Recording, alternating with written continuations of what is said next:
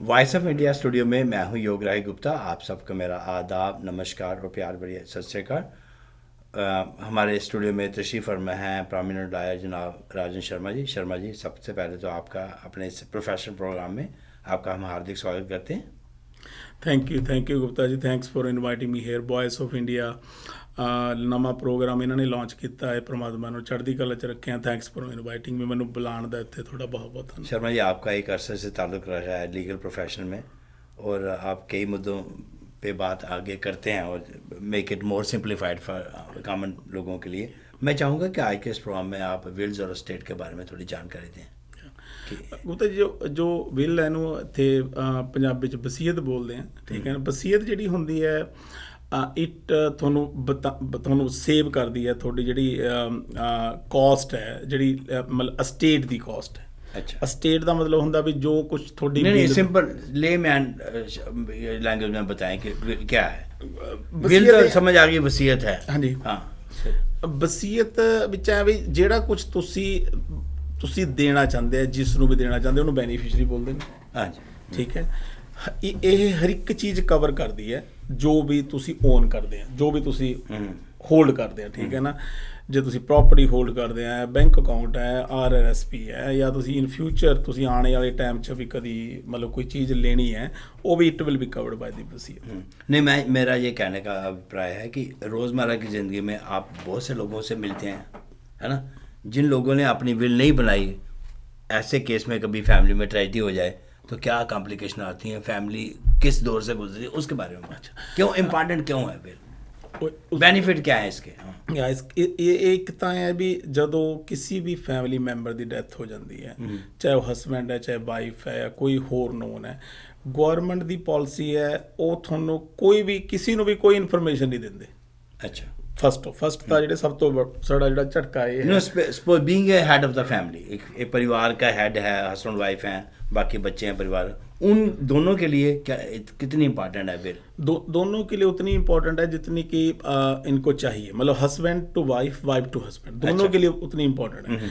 कुछ भी प्रॉपर्टी कुछ भी घर में हो जाता है या सडन डेथ हो जाती है, if you don't have a will you can not get any information. आपको कोई भी इन्फॉर्मेशन नहीं मिलती, किस बैंक अकाउंट में मनी है, क्या है, कौन प्रॉपर्टी ओन कर रहा है।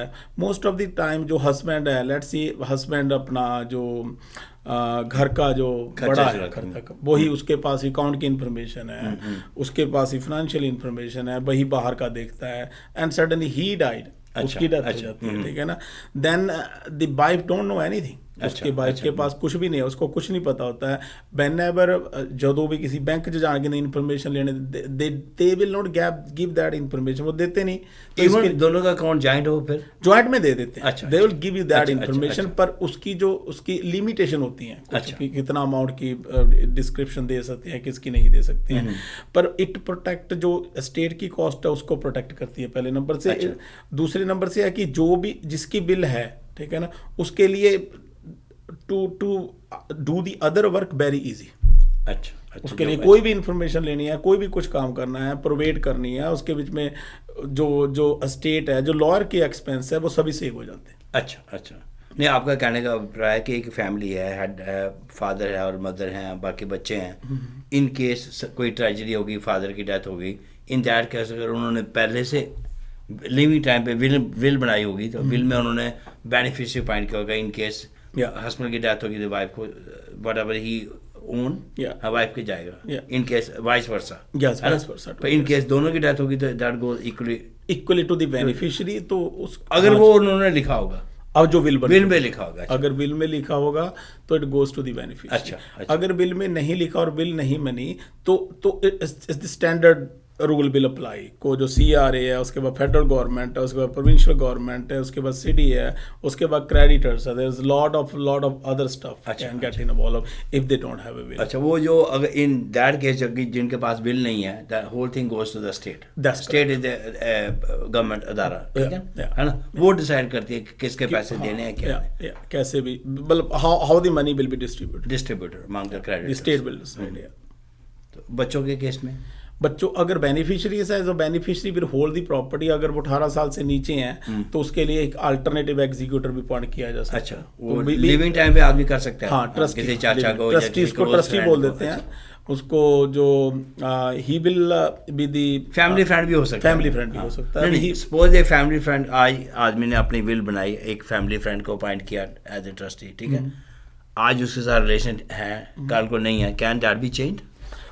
After before the death yes, it can be change. अच्छा, before the death yes, after the death no. अच्छा, तो जो ट्रस्टी बना उस केस में चिल्ड्रन अगर 18 से नीचे होंगे तो he is the supervising supervisor, he will not be the beneficiary, he will just hold the funds, money को होल्ड करेगा सिर्फ बेनिफिट के लिए, To the बच्चों के children, बेनिफिट। अच्छा, he can not use the money for his own benefit. अच्छा, आप क्या सुजेस्ट करते हो कि how important the will is? क्यों लोग हमारे में जानकारी नहीं है या अवेयरनेस नहीं है, नोइंगली क्यों करते हैं या अननोइंगली या नोइंगली नहीं करते, Importance नहीं समझते they इसकी। they don't know the complications comes after the death because ਤੁਹਾਨੂੰ ਪਤਾ ਹੈ ਕਿ ਜਦੋਂ ਇੰਡੀਆ ਵਿੱਚ ਹੁੰਦਾ ਸੀ ਵੀ ਜੇ ਕੋਈ ਬਹੁਤ ਬਜ਼ੁਰਗ ਹੋ ਗਿਆ ਉਹ ਵਸੀਅਤ ਬਣਾਉਂਦਾ ਸੀ, gone are those days now, ਉਹ ਤਾਂ ਚਲੇ ਗਏ ਦਿਨ। ਹੁਣ ਤਾਂ ਸਪੋਜ਼ ਕਰੋ if you are facing any heart problem anything it can happen when you are 31 even। बिल्कुल सही बात। ठीक है ना, क्योंकि पहले तो ये होता था ना बुजुर्गों का, ये होता था कि वसीयत बनाने का मतलब है भी जिस तरह ਉਹਦੀ ਮੌਤ ਹੋਣੇ ਵਾਲੀ ਹੁੰਦੀ ਹੈ, ਮਤਲਬ ਇਹ ਕਨਸੈਪਟ ਸੀ ਬਜ਼ੁਰਗਾਂ ਦਾ ਵੀ ਜੇ ਕੋਈ ਵਸੀਅਤ ਬਣਾਣੀ ਹੈ, ਜੇ ਕਿਸੇ ਨੂੰ ਕਹਿੰਦੇ ਸੀ ਵਸੀਅਤ ਬਣਾਣੀ, ਉਹ ਕਹਿੰਦਾ था ਵੀ ਮੈਂ ਕਹਿ ਰਿਹਾ ਮਰਨ ਲੱਗਾ। ਮਤਲਬ दैट काइंड ऑफ अच्छा नहीं समझा जाता, अच्छा नहीं समझा जाता। पर gone are those days, क्योंकि due to the technology, due to the life, the living style अलग हो गया, मोर कॉम्प्लिकेशन। जब रियल स्टेट की भी इतनी वैल्यू नहीं थी, इतनी लोग फिनांस की तरफ ध्यान नहीं देते थे। Now the kids are looking at the finance, they are looking भी किस तरह से उनको जो अर्न मनी है, जो अर्न उन्होंने किया हुआ है प्रॉपर्टी को, उसको कैसे प्रोटेक्ट करें। तो आपको लग रहा है कि जागृति आ रही है? Oh yeah, a lot of people, they in my law office, a lot of people are coming, they want to know more about the wills, the power attorneys, क्योंकि उसके भी if you don't know the law, you kind of don't know the law, भी कैसे करें इसको, भी कैसे, it's better to talk to a professional। बिल्कुल, ठीक है ना, तो उसके प्रोफेशनल एडवाइस का आपको बेनिफिट क्या होता है? If you don't want to make a will, still you can take the professional advice. उसके बेनिफिट क्या है, बेनिफिशियरी कौन होता है, वही तो हम यही बात कर रहे हैं, वही इसी टॉपिक बात है। जब आप विल बनाते हो तो उसकी क्या उसकी एक कॉपी लायर के पास रहती है? Original goes to the client. अच्छा, वी कीप द फोटोकॉपी। अच्छा, आपके पर in case of something happen तो दैट हम सजेस्ट भी करते हैं, जितने भी मेरे ऑफिस में स्टैंडर्ड प्रोसीजर है भी जो भी विल्स बनती हैं, they have to keep the original in the locker. अच्छा, उनको आप ये एडवाइस कि उनको लॉकर में रखते हैं, तो फोटो कॉपी है, they can give it to the beneficiaries. अच्छा, बेनिफिशियरी को देते हैं तो लायर के ऑफिस में ओरिजिनल रहती है फिर? नो, अच्छा, we will keep the photo. अच्छा, फोटो कॉपी आप लोग जो original will stay in the locker में वो ओरिजिनल रहती है, फोटो कॉपी बेनिफिशियरी को दे देते हैं। We will keep a one photo copy. How expensive it is to make a will? It's not that expensive, like we usually charge $300 for husband and wife. अच्छा, plus the GST, PST. अच्छा, but if they give a reference, the Voice of India, we can still give them maybe whatever the discount, $50, $100, whatever the discount अच्छा is available। so nice of you। yeah, Sharma ji, आपका जानकारी देने के लिए बहुत बहुत शुक्रिया। बहुत कीमती वक्त निकाल के हमारे स्टूडियो में आए, बहुत परमात्मा बहुत आभारी हैं।